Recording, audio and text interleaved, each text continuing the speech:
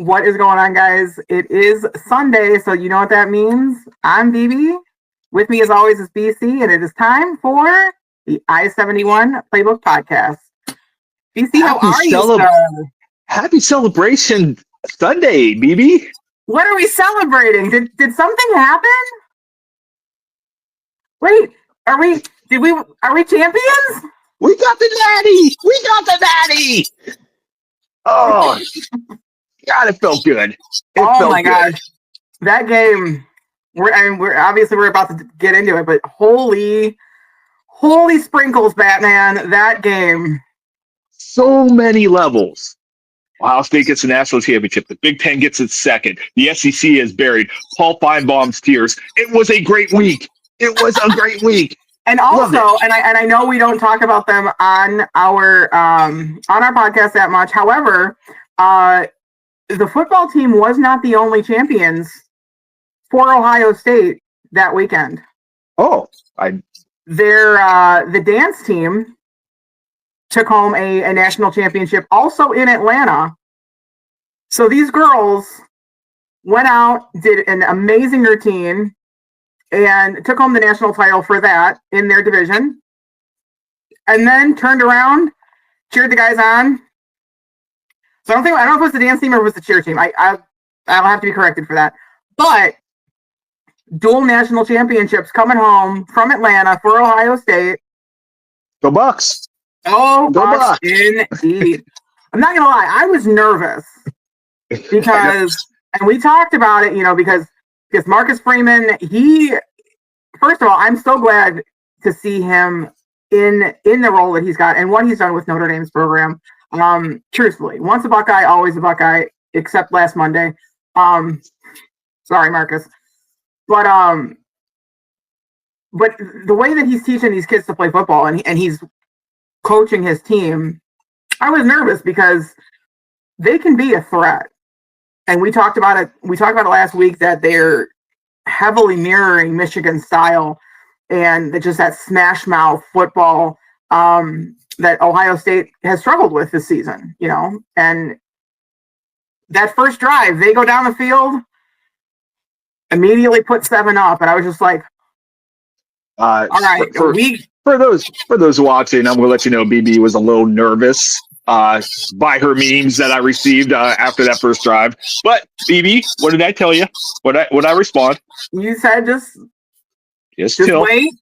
Just chill. Okay. It'll be fine. They're gonna respond. See, here's the kicker, though, is I have 2 levels, and it's because I'm Sicilian and I'm Irish. I have normal, which is still a heightened and like 900 miles an hour. There is no chill. I have no chill.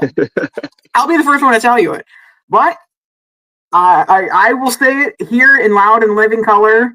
BC was right. It is now on the internet. It is memorialized. BC was right. Yes. Good to hear. It's good to hear. You mark that on the calendar. This is a monumental day for the pod. Monumental day. No, I tell you, you're right when you're right. I can own it. Don't worry. Don't get it wrong. But it's not just you. It's just so few in my life tell me I'm right. So it's good to hear it every now and then. You know what? That's fair. And you know what? Like I said, now this is recorded. It's memorialized because the internet is forever. The internet is forever. So there you go. See, when you're ever having a bad day, you can just pull up our pod and be like, see, look, BB says I was right. The internet told me. That's all I need for the rest of my life. That's all I need. Thank you, BB. Thank you for that. Thank you for that eternal gift. There you go, pal. I got you. But once the Buckeyes they settled down, they kind of dominated. I mean, it got silly. Yeah, I know there were some nerves in that second half, but that was also the game plan. I know. Again. And I know, and we're in agreement there. We both did not like them getting off the pedal, and they got off the pedal. They were up 31-7 at one point. Mm-hmm. And I kind of figured when they came out in the second half, they were going to just try to run clock. Yeah. Because every second that you could take off is 1 second closer to a national championship. And, to their credit, they did it to their detriment. they let Notre Dame back in the game. I mean, that almost got to a one-score game. And, it did. And so, again, the texts were going, and I was losing my mind. I felt. Here's the thing, though. At the end of the game, up 8. Yep. I would have much rather been Ohio State and Notre Dame in that situation for 2 reasons. When Ohio State wanted to move the ball, they moved the ball. And we saw that. We saw that on that game clinching pass. By the way, the cojones on Chip Kelly to call that play, for Ryan Day to allow that play to be called on 3rd and 11 with the game on the line, and then for Jeremiah Smith to get open like he did on man coverage, and then for Will Howard to make a big boy throw because he dropped that. He dropped that in a bucket. That was, I mean. In the heat of the moment, you know, the completion, the celebration going on because you knew at that point the game was over. But the throw he made under the pressure of the national championship with all the momentum in Notre Dame's side. Yeah. You know, sign me up for that kid in the NFL. Sign me up. Well, I know we're going to talk draft here in a little bit, but we're going to get into sign me up. But anyway, the Bucks go ahead. Go ahead. I was going to say, like, so for all of the back and forth that I thought, you know, that we were going to have, Ohio State came away with 32 minutes and 25 seconds of possession during that entire game. I'm just like, that's insane. Had 22 first downs. Especially. 22. Right. And what's more, I'm glad you brought that stat up because what's even more amazing about that stat is that first drive was 10 minutes long. Yeah. So Notre Dame held the ball for the first 6 of the game, and Ohio State still owned the time of possession at the end of the game, which is crazy. That's a crazy stat after the way that game started. Absolutely, like it was a tale of 2 games. Truthfully, it really was. From that opening drive for Notre Dame, which made me incredibly nervous, to the boys getting settling down and finding their rhythm, which we've also seen throughout this season too. I mean, we've seen either the first drive or sometimes the first quarter, where it's a little shaky, it's a little rocky, and then everybody settles in and just gets together. I kind of after that first drive, and the reason I replied to you just till it's going to be okay is Riley Leonard. Well, first of all, the play before he scores the touchdown, the opening touchdown, he looked like he looked. I don't know if he got hit. I thought for sure he was going to get checked for a concussion because his teammates had to help him up, and he was woozy. He got rocked. He did. Then he goes off after a touchdown and pukes in a bucket. And at that point, I'm like, they're done. That was Notre Dame's best shot. And if Ohio State responds here, the game is over. Right. And Ohio State came down, had a methodical drive of their own. It wasn't 10 minutes, but about 6-minute drive going into the second quarter. Score 7, 3 and out. And at that 3 and out, I'm like, Notre Dame's done. At that point, it was 7-7. Notre Dame had one of the most spectacular drives, really, in the history of college football playoff. Yeah. And I knew they were done. You just knew they were done. Like, they had every fiber they had went into that first drive, and they were done. And and talking about it was Ohio State's game to lose. Yeah, it was Ohio State's game to lose at that point. Talking about, we with Ohio sports, we've got the drive, the fumble, right 88. We have plays that always stick out. So Ohio State has one, and we're going to call it the throw because, again, he's just looking down there and just chucks it, and number 4 is down there somewhere. Just whoop, go. But for that to actually happen, you've mentioned it a couple of times, and it's a team of destiny. It had everything lined up. All of the stars aligned, and it was just like Game of Destiny. Game of Destiny. Came away with 445 total yards. Now, for that, 100 rushing yards of that is just for Quinshon Judkins alone. Also, hold on, I have a problem. I have, and I think I said this while we were watching the game. And I can't think of his name off the top of my head. Who was calling the game with Herbie? Was it Fowler? Yeah, Chris Fowler. It was Chris Fowler and Herbie. Chris Fowler. Yeah. Excuse me. First of all, hi. Hello. My name's BB. Like and subscribe if you're finding us on accident, or if you get a thing that says, alert for Chris Pollock. Hi. Hello. His name is Judkins, okay? Not Jenkins. Not, what he called him about 3 different things in about 10 minutes, and I was losing my mind. I was saying it in my living room to my partner and to my kid while she was upstairs watching. I said it to you, Judkins. There is a D in it, because damn it, he is amazing. Say his name. Say his name. Say Put respect on his name. Mm-hmm. Yeah, Quinshon played a heck of a game, especially, in the playoffs. We have talked about TreVeyon Henderson, and this goes to show you what a brilliant acquisition, bringing the best running back from the SEC and putting him alongside the best running back, in my opinion, in the Big Ten. In the Big Ten, yeah. And those guys were fresh, and they were running mean, and it was, every game it was, this year you just saw it. Like Quinshon Judkins didn't have it, TreVeyon did, vice versa. Yeah, it was just when you think about this team and all the selflessness went into it. They were talking about, I think it was Kirk Herbstreit was talking about when Ryan Day entertained the thought when Quinshon Judkins went into the when he went into the transfer portal. Ryan Day went to TreVeyon Henderson and said, "Hey, look, Quinshon Judkins, he's here."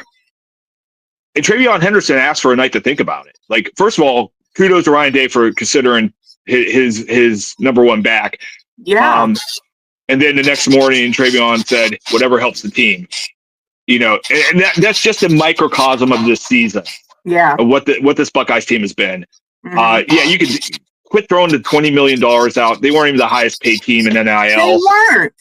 So I want to actually talk about that for a second, because that was something that was hung around an albatross around Ohio State's neck all season. The $20 million roster. Everyone threw it out there. There were 2 schools that had rosters that were higher priced than ours. Hey, BB, would there be 2 schools that we ran through in the playoffs? Texas and Oregon. So Texas by the way, had number 2. You just threw up an L, by the way. I did indeed. little subversive there. But yeah. Like and subscribe.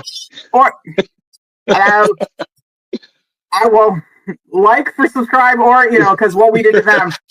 But also Oregon had the top paid roster in all of college football. Texas had the second, and then Ohio State was third.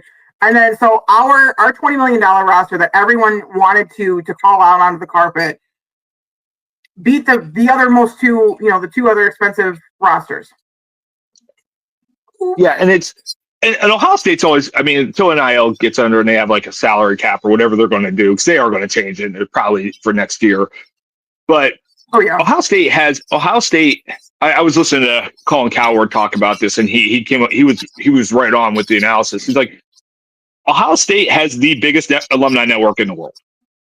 They do. And Ohio State grads, they don't typically stay in Ohio. No. They go all over the country, and you see that. Yeah, you see that just in these playoff games, because I would say, like, in that national championship game, even though it was Notre Dame, which blue blood as it is, I would say that was 65-70% Ohio State. Like, just from the crowd shots, there was a lot of scarlet in those stands. And so, Ohio State does have an advantage in NIL. There's no doubt about it. But for people to lean on that, this is why they won. Okay, let's think about the transfer portal. Will Howard, Caleb Downs, Quinshon Judkins. That's 3. That's 3 that played regularly. The rest were homegrown in the Ohio State system. Jim Knowles defense, Chip Kelly's, like, these are guys who have grown up in the program. Yeah. They weren't transfer portal guys. Now, did some of them have to get paid to come back to school? Yes, and that's a good use of the NIL money. Right, and that's truthfully what it's there for. Yeah, it's not. They didn't go out and buy a team. No, they retained their own players and added a couple pieces here and there. No, they didn't pull a Steinbrenner. They didn't pull a Dion. They didn't pull a Dion. Oh, they didn't pull a Kirk Signetti. They didn't pull Kirk Cignetti. I mean, they didn't. Like this was this. Yeah, this was not a transfer portal team. This was Ohio State's homegrown talent with like I said, a couple pieces sprinkled in there, but and important pieces. I'm not. They used the portal great with those three acquisitions. I mean, my God, those three guys are all going to be playing in the NFL very soon. Absolutely, some sooner than others. But yeah, for and I would bathe in Paul Feinbaum's tears, or anybody at ESPN, their tears right now, because the SEC is definitely the second conference. They are. That's what SEC stands for. Did you see that? SEC and conference. You're going to get us in so much trouble, but I love it. Oh, bring it, Bama. Bring it, Auburn. Bring it, Tigers. I don't care. You bring Brian Kelly up here, I'll tell it to his face. But no, seriously. Ohio State played the system. They played it well, and that is not why they won. They won because of the talent they recruited, the talent they were able to retain in a time where kids are jumping ship all the time, and that says a lot about. Once again, kudos Ryan Day. Let's give him his flowers. Yeah, absolutely. You know what? Good on him. And I didn't tweet. I blue skied that out. Whatever, we still haven't discovered what a blue sky. But that was the first thing I said. It was good. Good for you, Ryan Day. Good for you, man.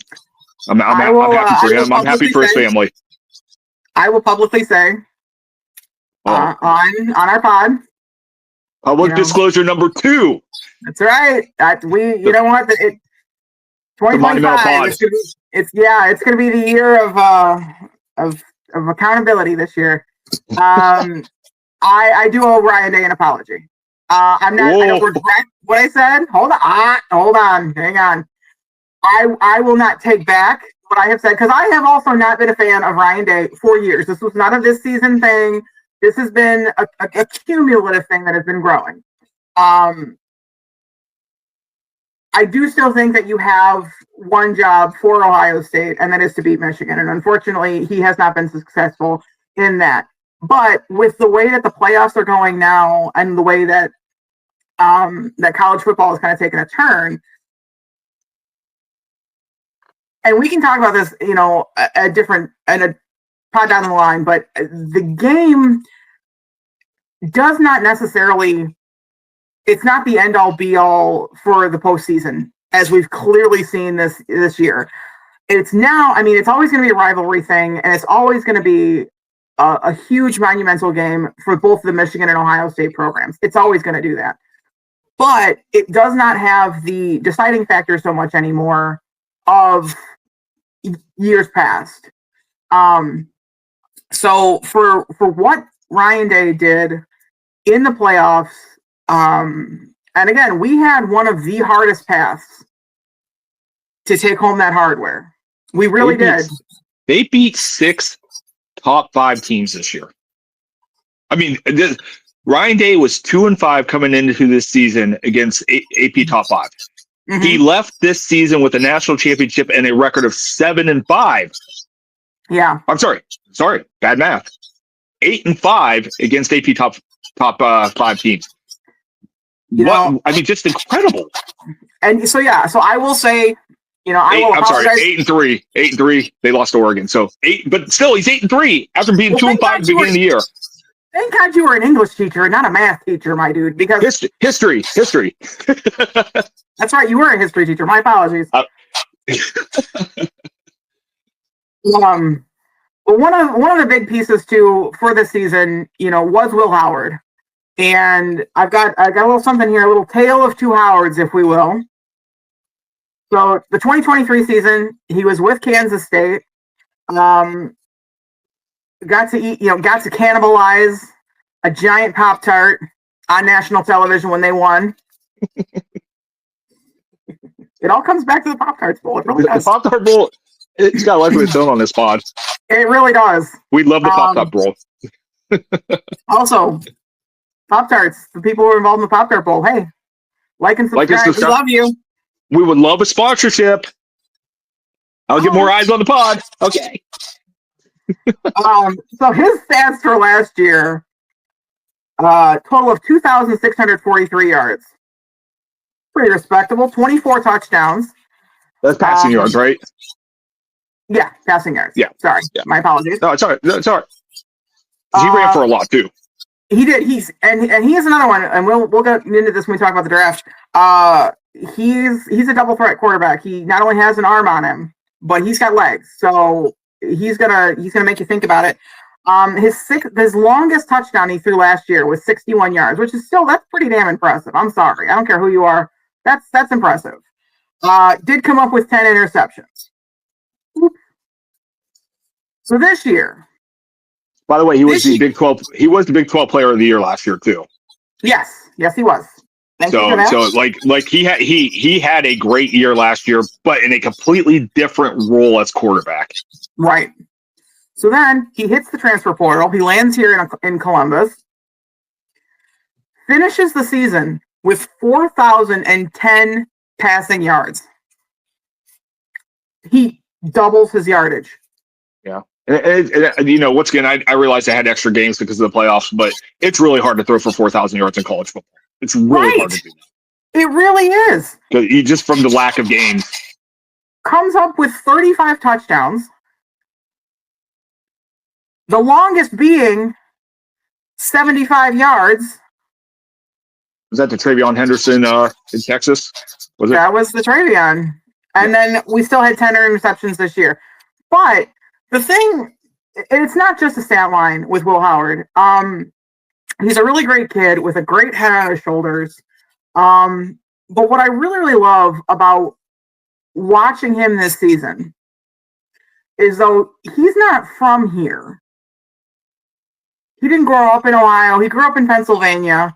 Played here for his senior year. However, the dude gets it. He absolutely embodies what it means to be an Ohio State Buckeye. I mean, and just in the press conferences that he would give after games, especially after the Michigan loss. After the Michigan loss, he really put that on his shoulders. And I know he did it after the Oregon one as well. But I mean, he just gets it. And that's so great to see, especially from someone who's not a homegrown prospect, who didn't come up through Ohio. You know, we talk about Jack Sawyer a lot, and we love Jack. But Jack Sawyer literally grew up in Pickerington, Ohio, which is about 15, 20 minutes outside of Columbus, if that. He grew up within the shadow of Ohio State, and that's all he wanted to do was go to the Ohio State University and play football, and which he's done spectacularly. But to have someone to come in as technically an outsider, I mean, that's just what it is. And to have the heart and just to get it is great. And I think he really helped to instill that in the locker room. And I know Ryan Day said it at the end of the Cotton Bowl, and I would have to go back and check the text after the other two games and so. He kept saying that these guys are playing for another chance to play with as a team together for another week. And you know what? I can really see it. I mean, it was a great group of guys that it was lightning in a bottle. It really was. It absolutely was. And unfortunately, when you've got lightning in a bottle, we're going to have a little bit of a Boys to Men moment here. Because it's going to be real, real hard to say goodbye. Goodbye to yesterday. It's so hard. Before we get there, because I know this is going to transition us to a lot of other places. Okay. About Will Howard, just somebody who played some sports in his youth and then coached high school varsity sport. What impressed me so much about Will Howard? And it's not just Will Howard, but what impressed me so much about Will Howard? And I'll give you the opposite here in a second. Okay. In Oregon, okay, this is I think is he 21, 22? This is a young man, and he said, that loss is on me. Yeah. Michigan, where that was a complete failure of the system. Yeah. Will Howard got up and said, that's on me. Mhm. He took that bullet for everybody in that program twice. Yep. And that to me was very meaningful because, I always had a rule when I talked, to the newspapers, when the Worcester Daily Record would interview me after a game. If we won, my kids did it. If we lost, it was my fault. Yeah. And to see Will Howard, have that kind of mentality at his age, in complete opposite of not friend of the pod Brian Kelly. And I know we pick on Brian Kelly. Brian Kelly, former coach of Cincinnati, Notre Dame, which he left both those programs high and dry during the bull run, and then now at LSU because he said you can't win a national championship at Notre Dame. Marcus Freeman would like to have words. Brian Kelly, if you Marcus ever watch, got to the dance. He may not have won. He got to the dance. So what about that now, Brian? And by the way, I think they're going to be back again. Notre Dame being independent, my Lord, do they have a path every year? Absolutely. But Brian Kelly, if you ever watch a press conference, I know you and I have, and we've talked about this for years. Mm-hmm. But I would, anybody that's watched the pod it's not really familiar with Brian Kelly because he's not in the Big Ten anymore, or he's not in the Big Ten. Every chance he gets to throw a kid under the bus, he does, and it's disgusting. It is. It's horrific. If I had a kid, there is no way in the world I would let them play for that man. He did it at Cincinnati when he was making a name, when he had Cincinnati and Bull Talks. He did it, and now he's been successful everywhere he's went. He went to a national championship game with Notre Dame, got blown out by Alabama. But every loss that guy's ever had has never been his fault. And it just on a personal note, as a former coach, as a former athlete, that just absolutely disgusts me. It does. He and I will never go back on that take. But that's why we pick on him. And let's juxtapose that to a kid like Will Howard, who said, "It's on me. It's on these shoulders. I have to get better. My team. I'm the quarterback. My teammates depend on me." I love that kid. He's a Buckeye legend now. I love that kid, and I'm hoping he does big things in the NFL as long as it's not with Pittsburgh, and we'll talk about that in a little bit. We are going to get into that. So I know we've mentioned this a bit, and you've got something you're sitting on over there. I know you are, and you're spicy about it, and we love a spicy BC. I do. I love a spicy BC because it makes me giggle. And truthfully, because I can't be the only one that has extra spice on the pod, because we saw last week how that happens. By the way, a lot of positive comments on your message last week. A lot of positive comments. I thank you. So, I wish they'd make it in the comment section below, but that's okay. I got a lot of really good feedback on my through text last week on your rant. So it was awesome. Well, thank you. I appreciate it. So by the way, Malik Zaire, where are you at? Yeah, how Lou Holtz, where are you at? Where are you at, Malik? He was real quiet on Monday. I didn't hear nothing. It's like BB was right. Oh. So maybe he saw the pod. Who knows? Maybe he's like, damn, that white lady got something to say. Yeah, buddy, I do. And clearly, after last week and after Monday, you didn't. So, with that being said, BC, what do you got for us, sir? Because I know you're sitting on something over there. You're working on something. So game's over. It's been rehashed 100 billion times. A lot of people had to eat their words, but Buckeye Nation's very happy, and we will be through next fall because we are the reigning national title champions.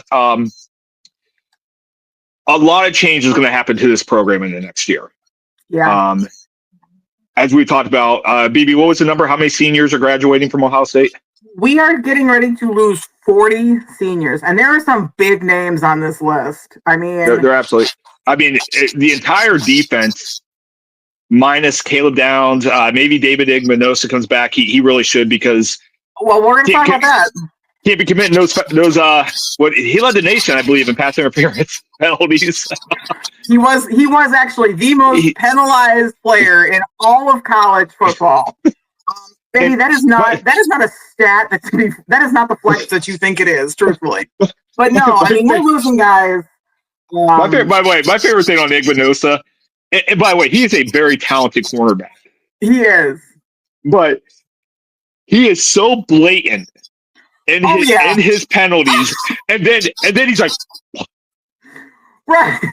And he's pointing the screen like, and everybody's like, yeah, you definitely pulled that guy down by his jersey in the middle of the field. We all saw it, and he's just like, he's incensed that, he got called for a penalty. It is fantastic theater. I do love it, but at the same time, you're looking at going, dude, come on, kid. By the way, I have a correction. Speaking of Davison and Igbinosun, I want to say it was one of our very, very early pods we were talking about him, and I was under the impression that he was a freshman. He's actually a junior. My apologies. Yeah, junior. Yep. So, I will self-correct, but no, there are definitely some names that we were saying goodbye to. Heavy on the defensive side. Yeah. So we're losing Cody Simon, we're losing Tyleek Williams, we're losing Jalen Pace, JT Tuimalau, obviously Jack Sawyer, Denzel Burke, Lathan Ransom. I mean, those are just some of the names that you hear.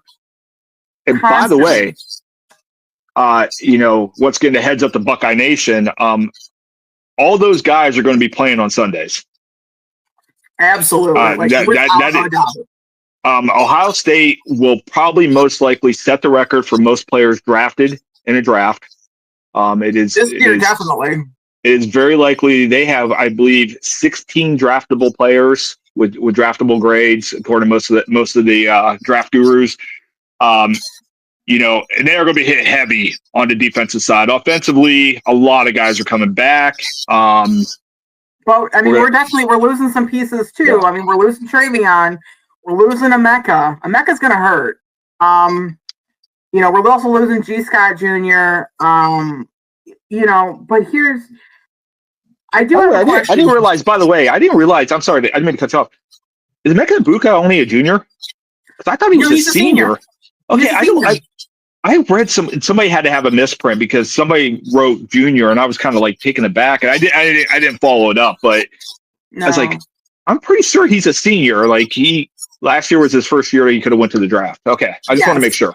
Okay, and he ended up that's why this season was so special, was because Emeka could have gone, and absolutely could have gone last year in the draft with absolutely no problem at all. But he had unfinished business, and unfortunately, he didn't get what he was after in that respect. But he's leaving Ohio State and his legacy with a national championship, which, that's softens the blow. Oh, absolutely. I mean, they won 3 bowls in 1 year. Right. They got, they're not buying anything on High Street, forever. Like, they got a free ride or in the city of Columbus. But by the way, Emeka Ibuka, there was 2 points. I'm not terribly sports emotional guy. I remember getting choked up when the Cavs won the. I was good until LeBron yelled, Cleveland, this is for you, and I got a little choked up because in my 40s, that's the first time I ever saw a professional sports championship. I actually got kind of caught up Monday night. Two things. I was obviously very happy, and like I said, I wasn't emotional, like happy, but not just emotional. Right. And I know you got a little emotional, which is awesome, and that's awesome.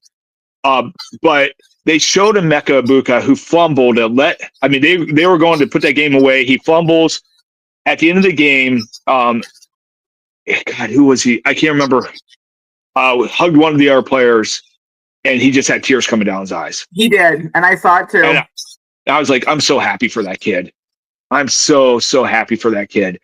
And then, oddly enough, somebody who has been a victim of our pod, Kirk Herbstreit. This one's for you, buddy.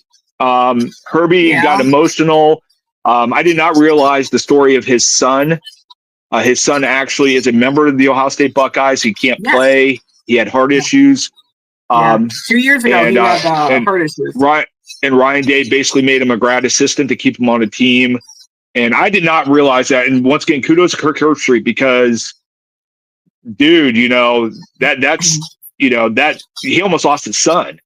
He almost lost his wife this year to breast cancer. Like he's had it. And so when he got emotional, it was awesome. It was awesome. And then later when I heard his story on Dan Patrick, and it was just like, man, good for you, Herbie. Yeah, good for you and your family. And that kind of got me. Just the human element of all this was just fantastic. But anyway, let's go back to the draft. Let's go to the draft. Well, not the draft. The loss of seniors, Ohio State's new roster next year. We do have Quinshon Judkins has declared for the draft. So he's going to go. He's not going to be around long. He's not going to be He's going to be probably second, third round pick, and so will Travion. They're going to be day 2 picks easily.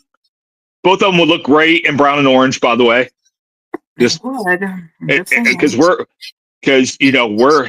with a lot of uncertainty running back, we're in the market for a running back in this draft, and they are going to draft a running back. Probably high. We'll talk about that for a second too. But what I will say, one thing before we actually get into who we are leaving, you know who is not leaving? We just mentioned him. David Benelson has come out and said that he is coming back. Good. He can use another year. There will be, he can cook a little longer. However, hopefully in one of his classes next year, we can learn what good touch and bad touch are. Just saying. But can you imagine like the film room with the secondary after he commits one of those penalties and throws his hands up in the air all disgusted? Could you imagine the crap he takes from his teammates? I would love to be a fly on the wall. Are you serious? But here's the other thing. You just tackle that guy. And I know there was a lot of uncertainty going into the national championship game. If we are possibly going to lose Jim Knowles, I know there was a lot of things. Anywhere. Well, I think Jim Knowles is going to get the bag. He's going to be the highest paid assistant in the country. And his wife has come out and said it's not a thing. He's come out. I think it was yesterday. I saw it was all confirmed that he is coming back to Ohio State. So we will have our defense, and because what I want to see is the conversation between Jim Knowles and Igbinosun on every time that he gets a penalty, and do it like, again, this is something we talk about a lot on the pod because we're, kids growing up as Cleveland sports fans, but Major League, every time that you get a PI call, you owe me 15 push-ups, or whatever. Willie Mays Hayes. Dude, you a Willie Mays Hayes or something, because, buddy, we got to learn good like Hayes, but you hit like bleep. Why? Lou Brown. God bless you. God rest in peace, Lou Brown. Yeah, so also on there, we live in an interesting time with NIL, transfer portal. When it comes to coaches, I don't think a lot of guys want to be Division I coaches. I heard a crazy stat. Ryan Day, was it Ryan Day and there was one other coach. Only 2 coaches currently that are head coaches in the NCAA Division I have won a national title. Really? Think about how crazy. And now I realize Nick Saban has won. It was Ryan Day and Kirby Smart. They're the only 2 that are still coaching D1 and have national titles. Because nobody wants to coach in this NIL. It took Ryan Day relinquishing basically coaching on game day to be a recruiter, to go out, get kiss those babies and make families feel good. Like it's a full-time job now with NIL. And so, a guy like Jim Knowles, unless you really want to deal with that, you can get paid bank. Like literally, he's like I said, he's going to get the bag this year. and just coach defense. And it's why remember, Chip Kelly left the head coaching job at UCLA to be the offense coordinator at Ohio State. Right. Because he didn't want to deal with this. Nick Saban, best to ever do it at Division I, left Alabama because he didn't want to deal with this. And he's talked about that openly on game day. He's openly said it. Yeah, he's like, this is not his game anymore. And, which is crazy why Bill Belichick's going to North Carolina, but that's a different topic for another day. But yeah, that's definitely a different topic. But in this time of NIL, it came out this week that a school, we don't know what school, offered Jeremiah Smith $4.5 million to transfer. That's the world we live in. Now, obviously, Ohio State can match that, and they will. They're not going to lose. They're not going to lose the best player in college football. No. If not the best player, he's 1A to Caleb Downs is 1A. Those two guys are the two best players in college football next year. But I don't think either one's going anywhere. But we live in a weird world, and Ohio State is going to have to retool. Let's get to what you want to say, because then I want to talk about next year's AP Top 25. So I do have a couple things. Like, I know in the Ohio State program, it's always been the air of next man up. But with us losing, I have a question for you. So with us losing the pieces that we're losing, especially on defense, are we in trouble, or do you think that we're going to be okay? So I was listening. I listened to a lot of stuff. So I was listening to a pod, and somebody brought up Michigan this year. Now, Michigan has two defensive linemen, Kenneth Grant and Mason Graham, who are going to probably be first-round picks in this spring's draft. Mason Graham's going to be. I'd love to see in orange and brown. I really would. Either one, I'll take. Mason Graham's probably going to be a top 10 pick, more likely. These guys didn't play a lot 2 years ago in the national title season. No. They did play. They were rotational pieces, but they were not starters that dominated. Right. They were this past year. If Michigan has that caliber of player to replace the guys they lost, and if you remember last year, Michigan had a bunch of guys drafted. Ohio State's going to be that team this year. Mm-hmm. Ohio State will reload. Ohio State still has 4 or 5 stars across the board. They have kids that can play. They have kids that are now in the program that got valuable playing time in the playoffs. Right. They were rotating. I don't know if a lot of people realize, because, you kept hearing the names Jack Sawyer, JT, Tyleik Williams. Mm-hmm. But they were rotating 5-6 guys consistently through the line. Oh, absolutely. And they were devastatingly efficient defensively. So is it going to be a learning curve? Yeah. But if you've looked at Ohio State's schedule next year, week 1, you got Texas, and it's probably going to be 1 and 2. We're going to start the year. Yeah, it's going to be 1 and 2. Ohio State will be 1, Texas will be 2, vice versa. Mm-hmm. Arch Manning versus Julian Sain. It's going to be a lot of fun. It is. But after that, Ohio State's Big Ten schedule is very similar to what Indiana's was this year. They get Penn State at home. Ooh, and really, they, and once again, we're early, and some team's going to be really good in the Big Ten next year. Oh, yeah. But they get Penn State at home. They don't have to go to Happy Valley. And then really nothing. They don't really have anything else that they won't be heavy favorites in until they go up to Ann Arbor. So if, they're looking really, even with this revamped roster, most of 2 losses, they're going to be in the playoffs again next year. I'm not worried. They don't play Oregon next year. They do play UCLA. I don't believe they play USC. I think we get Wisconsin and Minnesota. Yeah, but Wisconsin's at home, I believe, and not at Camp Randall. It was a couple weeks ago. I looked at that schedule, and I'm just like, oh my god, they should roll. It's a perfect schedule for what they're losing. Yeah, it's a perfect schedule to retool and get guys experience, and then go make a playoff run and defend the title. Go ahead. Oh, I was just going to say, speaking of next year and the competition, BB, did you happen to see the Associated Press is way too early 2025 AP preseason top 25? I have. I didn't do the deep dive on it that you did, my friend, but I did see it. So, and to our friends of the pod and our listeners, if you recall a few weeks ago, I made some comments about the idea of strength of schedule in college football and how much of a crock of crap it is because of inherent biases leaning toward the Southeastern Conference. Yeah, I used their full name. That's, I mean business. It's like when my mom used to call me Brian Christopher. Yep, I knew she meant business. The government name. Yeah, so in this year's AP Top 25, okay, in this year's AP Top 25, 40%, actually over 40%, 11 of the teams are from the SEC.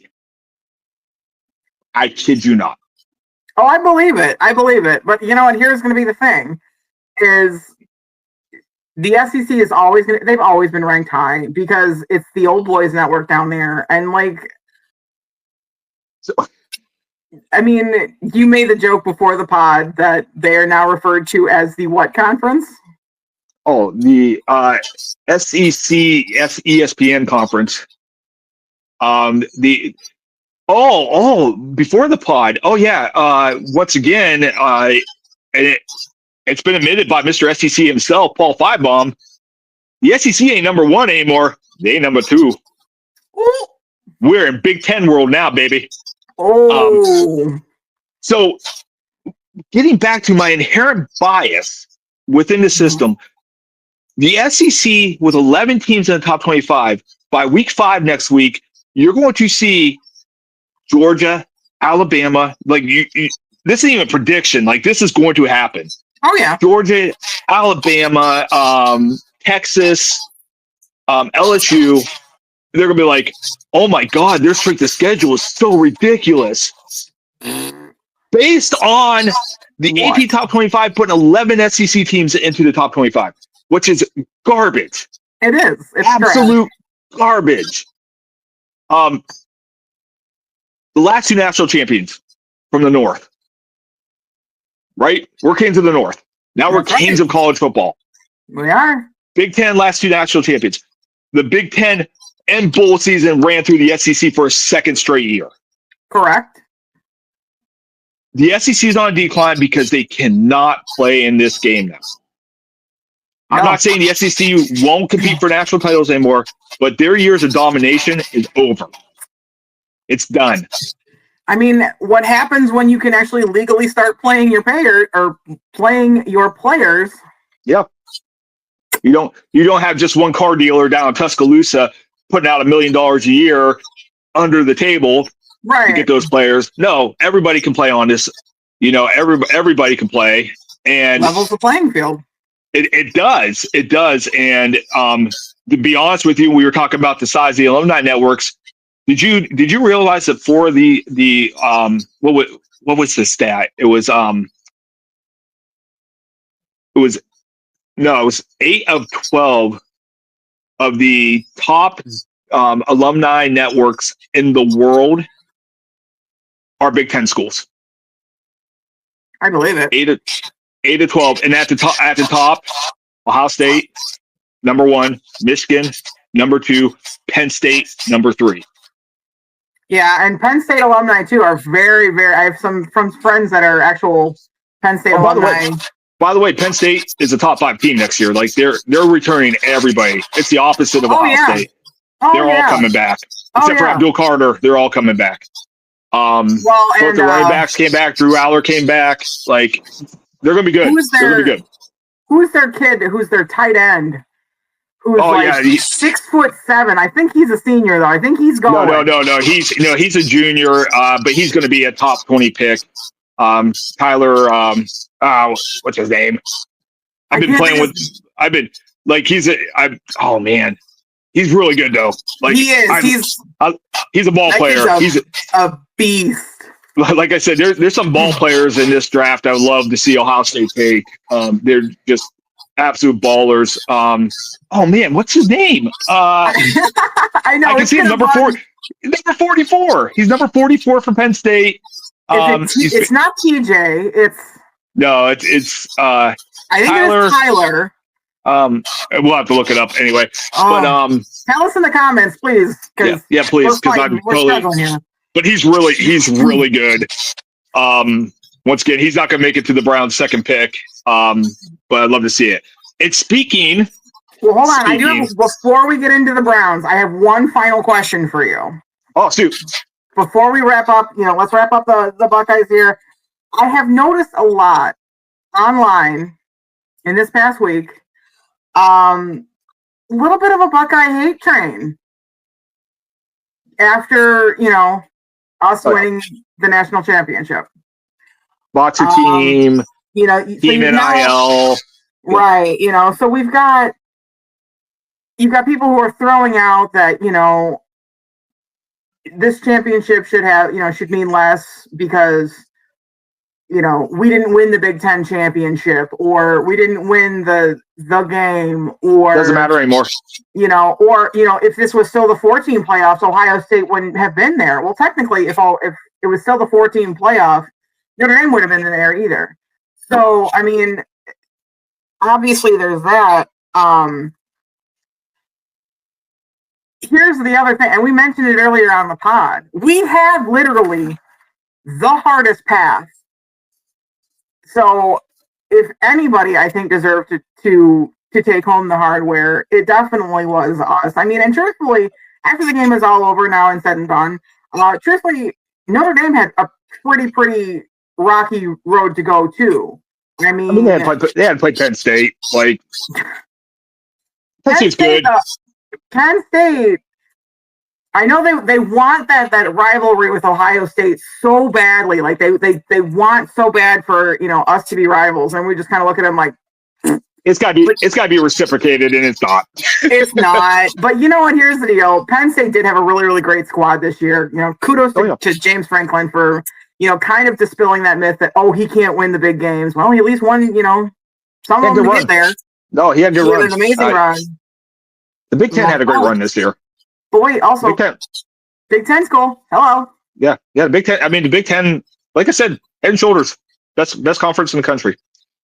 But I just don't understand. Like I've noticed it, and it's like, and what I really think I find hilarious is the Michigan fans who are like, well, they couldn't beat us, but so technically it's like we beat the national champions. So here's what I'm gonna say, and I'm gonna say this. And I know this is probably going to catch traction on our socials and things like that, and that's fine. Mama's got some big shoulders; she can handle it. But what I'm going to say is to all of the fans in the state that I currently reside, who also have the same football persuasion as the person who lives in my house. If you want to sit and gloat and that Ohio State doesn't deserve their championship because they couldn't beat us for the last 4 years. I'm gonna tell you this. I'm gonna say it real nice, and I'm not even gonna hold your hand when I say it though. But what I'm gonna say is, our national championship doesn't have an asterisk next to it. Hashtag truth. Hashtag somebody cheated. Anyway.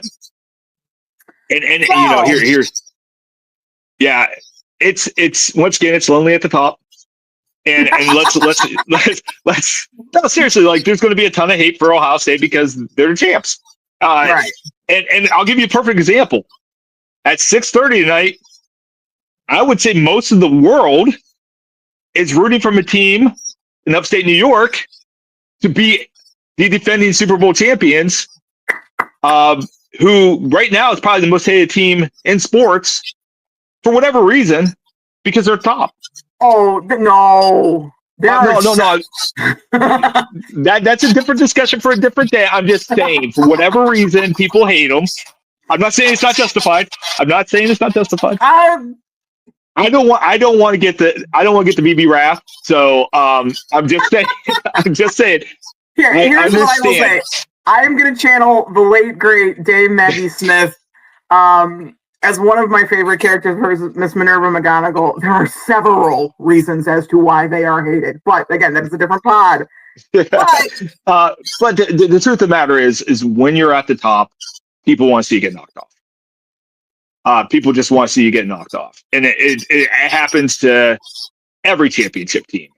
It does. Every championship. It does. I mean, as Ohio State fans, people can't honestly say Ohio State fans didn't cheer a little harder when Michigan was struggling this year. And that national title gave us a little more oomph to hate Michigan. It absolutely did. I had to gloat through text to you and through my cousin, who's named also Christopher. I had to gloat privately to you, to both of you actually, because I couldn't do it in my living room. And truthfully, like when we lost, he didn't do it to me, so I'm okay with it. But no, as they were struggling this year, I was just like.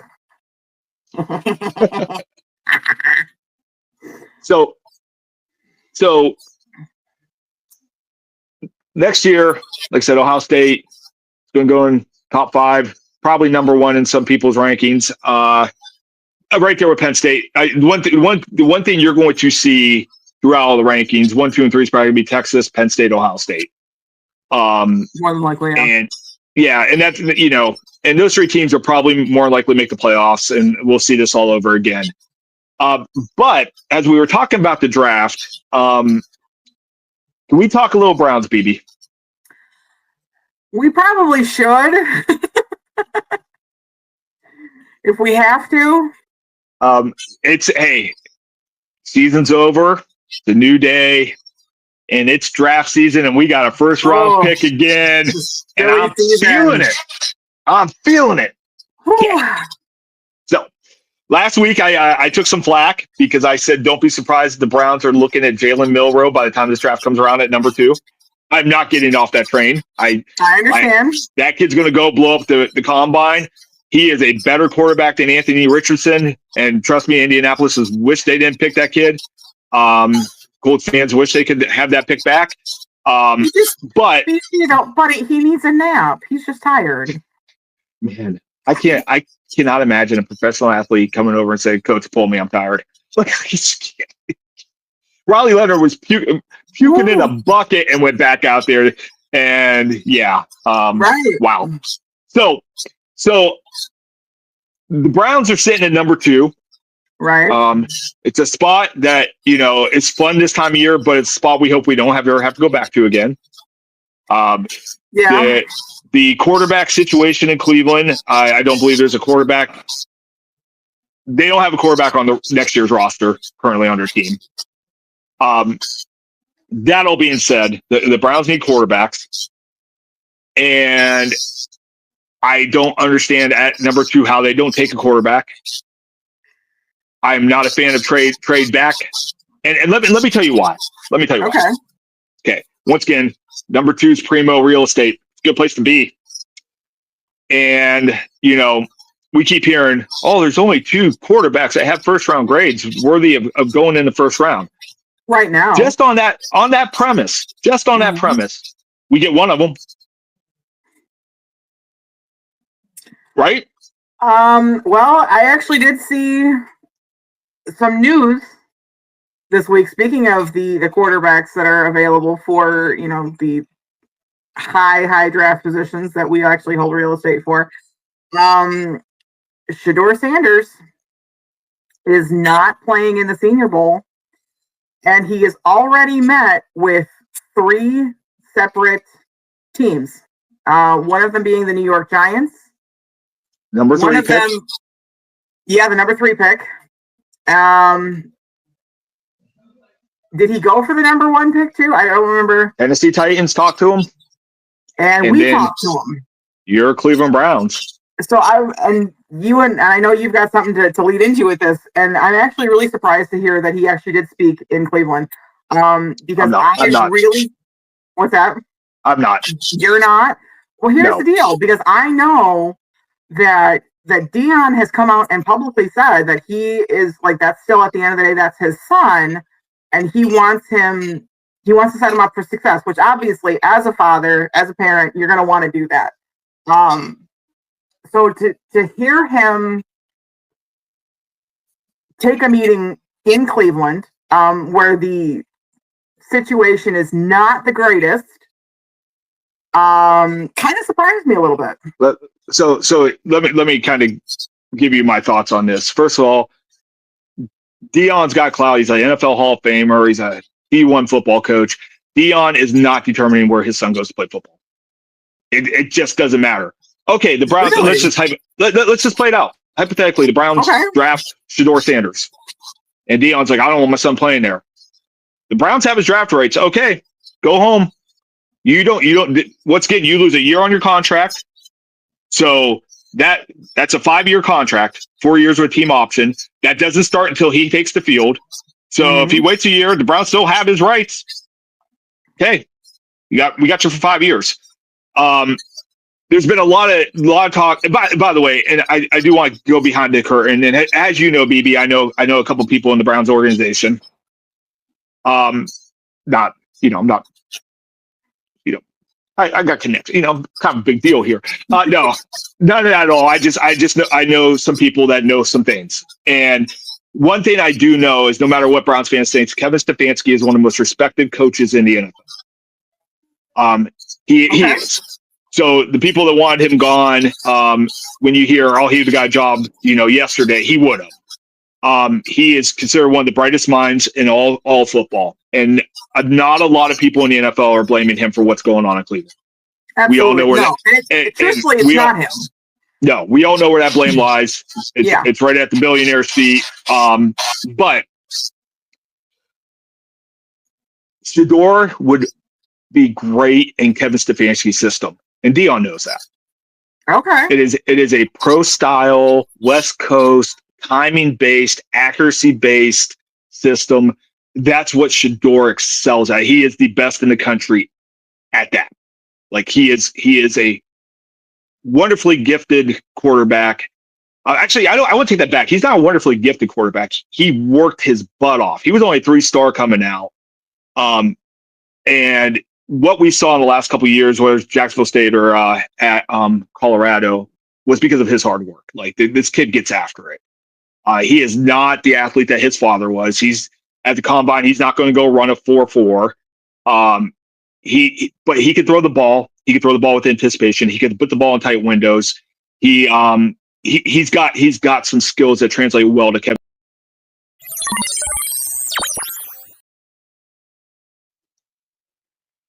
So, BB, sorry for technical difficulties there. Hold on.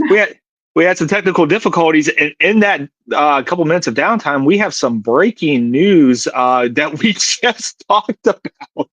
We literally we just finished talking about this. Ohio State defensive coordinator, the architect of the #1 defense in the country, is leaving Ohio State not for a head coaching job, but another defensive coordinator job in the Big Ten. Jim Knowles is going to Penn State. Wow, I'm really glad that we saw that. $3.1 million a year. When that came across the pod, I'm thankful that we were not recording because I was trying to figure out the technical difficulties because oh my God. Yeah. So our talk about a blindside. Wow. Yeah. So we're going to talk Browns and draft. We'll talk Browns draft silly season next week. But yeah, let's what are you thinking? What are you thinking? Jim Knowles, considered the probably best defensive coordinator in the country, is leaving Ohio State after a championship for a rival. An in-conference rival. So this is like the third time that this week that this has kind of happened to me. Because obviously after the Lions were taken out of the playoffs on Saturday, announced that their offensive coordinator, Ben Johnson, went in conference as now a head coach for the Chicago Bears.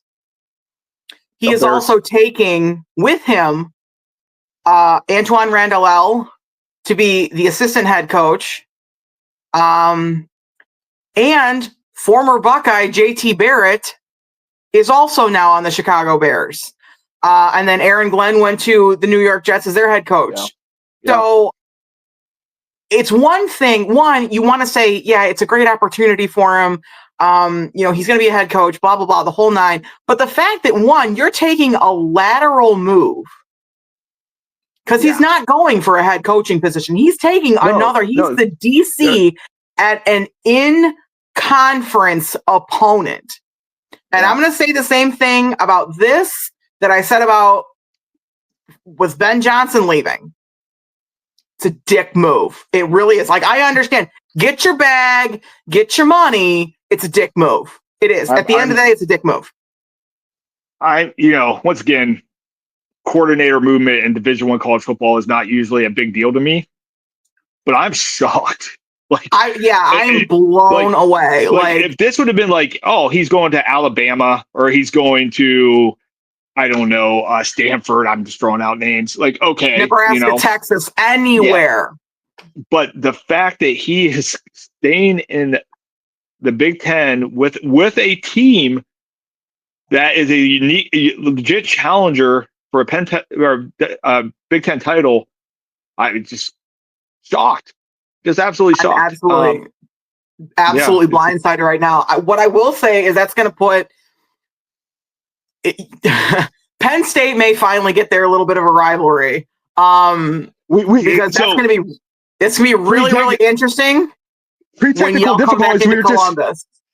Pre-technical difficulties. We just said it's not a rivalry, and this drops, and we're like, yeah, it's definitely a rivalry. I mean, it's amazing how fast life comes at you. It's not going to be a full blown rivalry, but there's definitely going to be some bad blood on Buckeye fans for sure. Because I know that this does not sit well with me. It leaves a horrible taste in my mouth. But it's going to be really interesting when he walks back into Columbus, later this year. Jim Knowles at 2. Jim Knowles. Wow.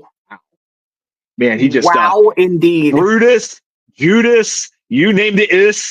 Jim Knowles is it right now. Holy moly! Hold on, don't throw Brutus in there. Hold on. I know. Brutus was just a defender of democracy. I know. I mean, wow. That's okay. You want to talk about a ballsy move? Can we agree that both Brutus and Judas stabbed people in the back? Literally, Brutus stabbed. Brutus the Roman, yes. I mean, and considering that now that Romans have been in the news this past week, for questionable things, the Roman Brutus, yes. Our Brutus, no. No. Not Brutus the Buckeye. I'm talking Caesar's Brutus. The Roman. Remember, history guy. But no, seriously, like, I would love to see. So, just immediate thoughts, and obviously we're breaking this news on the pod. We have no idea what went down. I'm just speculating here. I have to imagine Ohio State was willing to give him this, or the other thought Ohio State was just willing to let him go for whatever reason. See, and that blows my mind, because here's the thing: is that they would have no problem matching it, and they absolutely can afford this. And they knew it was they knew the whispers were out there. They knew it was coming. They knew it was winning the championship, that it was going to be a possibility. But for them to be okay with just letting him go, I've got so many questions, and there's going to be more information that's going to come out about this. This literally happened 10 minutes ago. Yeah, but we're gonna see a lot of stuff here in the next 72 hours come out about what happened here. I'm just gobsmacked that he went to Penn State. Like, I mean, that's one short of going to Michigan or Notre Dame. Just highly surprising. The pod took a turn in a direction we didn't think we'd go. Celebrating a national title to losing our DC, all in the same hour, BB. Whew. Wow. So I think we've got the right call to see. We'll definitely talk Browns all next week. We'll go Browns heavy next week. But I don't even know where to go from this. So I think at that point, I'm just going to, from the dog pound to the shoe and literally everything and all of the breaking news in between, I am a very, very blindsided BB. And I am a not so happy Valley BC. And this has been the I-71 Playbook Podcast. Like and subscribe, kids. Like and subscribe. Unless you're from Penn State.